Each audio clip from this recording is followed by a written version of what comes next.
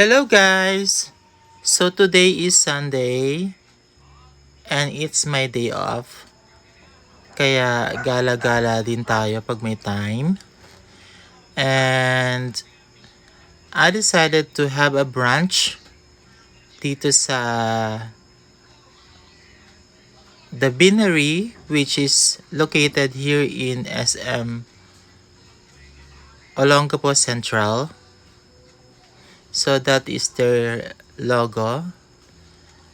And this is their back entrance. So ito naman yung kanilang ambience ng restaurant inside. So may pagka social ng bahagya. May chandelier pa.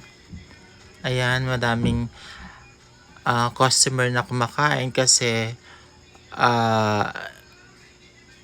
it happened na lunchtime ako pumunta talaga.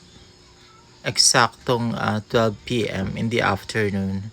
So, pagkadating ko sa restaurant, ayan, ang dami nang nagda-dine in. But I was able to get naman my own table. So may available pa naman. So ito nga dumating na yung order ko.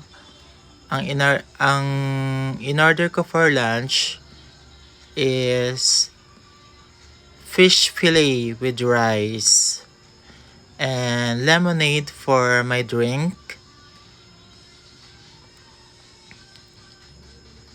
So, let's start to dig in na. Kain po tayo. So, lagyan natin ng tartar sauce, yung fish fillet. Actually, yung tartar sauce nila is my favorite kasi masarap yung timpla. Kaya lang minsan or madalas bitin. Kasi konti lang yung serving ng sauce. So, ayan, nilalagyan ko ng lemon yung fish fillet para lumasa.